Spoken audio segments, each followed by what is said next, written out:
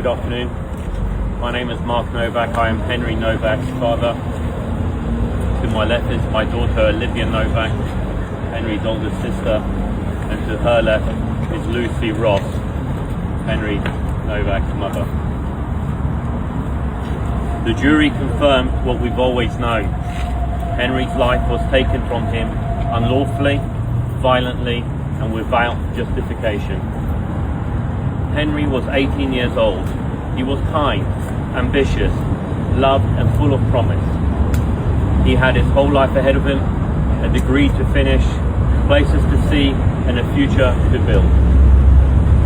That future was stolen from him and no verdict or sentence will ever give it back. Henry did nothing wrong. He was one of the kindest, friendliest and most inclusive people you could ever hope to meet. He was amazing in every way. On the 3rd of December last year, Henry was walking home from a night out with his university football teammates when he encountered Vikram Digwa, a man openly carrying a large knife on the streets of Britain. That knife was used to take Henry's life. He should have been safe walking home. Instead, he became another young life lost to the brutal reality of knife crime in this country. Henry had been stabbed multiple times, and as his chest filled with blood, he tried to escape. He was chased, abused, and filmed by Vikram Digwa and others.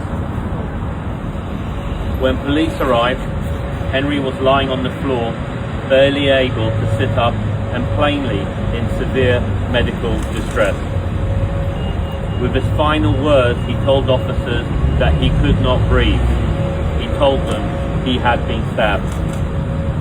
In fact, Henry told officers that he could not breathe 9 times. He told them he had been stabbed 4 times. The response from one officer was, "I don't think you have, mate." The police have said they were misled by the murderer and that the scene when they arrived was complex. Unfortunately, it seems to us the truth is much simpler. The police were told by our son himself and by a member of the public who called 999 that they heard someone shout that they had been stabbed. But the police did not believe them.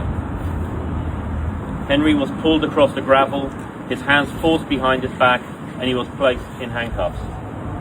Instead of being treated as a dying victim, police formally arrested Henry for assault and read him his rights. That was the last thing he heard. Henry did not die with dignity. He did not die with the care he deserved. He lost consciousness before anyone believed him. Let me be absolutely clear. We hold Vikram Digwa solely and 100% responsible for the brutal murder of our son. But Henry should not have died on the streets of Southampton in police custody. The way he was treated was inhumane and degrading. His murderer, however, was afforded decency. He was believed. He was not handcuffed when arrested. He was not handcuffed when transported to the police station. As far as we understand, he was never handcuffed at all. And, as Vikram Digwa himself told the court, whilst under arrest for Henry's murder, police even took him to the kitchen so he could choose his food. The contrast is unbearable. We believe the officers involved remain on duty, although we understand some may have since resigned. One was allowed to leave the force before she had given an account to the Independent Office of Police Conduct of what happened that evening. The IOPC investigation remains ongoing. Whilst we await its final report, we are calling on the Home Secretary to ensure that the IOPC has the resources, authority and independence it needs to conduct a full, fearless and transparent investigation. Our families should not have to fight for the truth anymore. Despite the shocking actions of the police on that fatal night, the murder investigation was very different. We would like to express our heartfelt gratitude to Senior Investigating Officer DCI Rebecca Bartholomew, the Serious Crime Team, and particular officer in the case, Claire Proctor.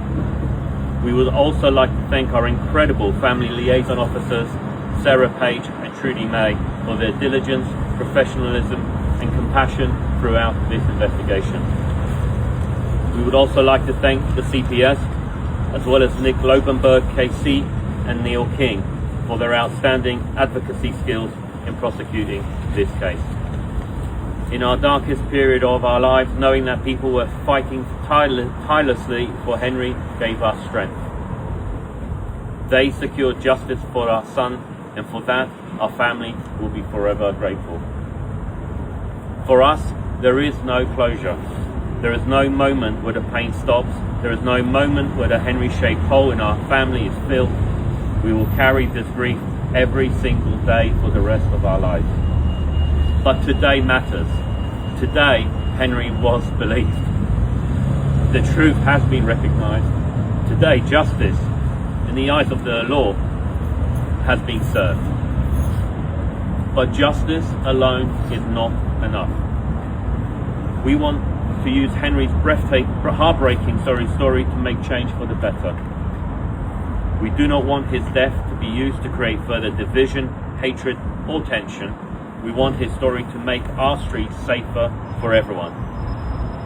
That is why we are calling on the government to treat knife crime as the national emergency that it is. We need real solutions. We need investment in prevention. We need stronger action on the sale, the ownership, and carrying of all knives. And as this case so painfully demonstrates, we need common sense applied to our laws. This doesn't mean knee-jerk reaction. This doesn't mean going to extremes. It just means a common sense approach to law and order. As the case C for the prosecution summed up in court, this is not a case about Sikhism. This is not a case about racism. This is a case about murder. People should not be able to walk openly through the streets of Britain carrying a 21-centimetre blade. As a family, we will not let this go. No other family should experience the heartbreak and horror of losing a child to knife crime.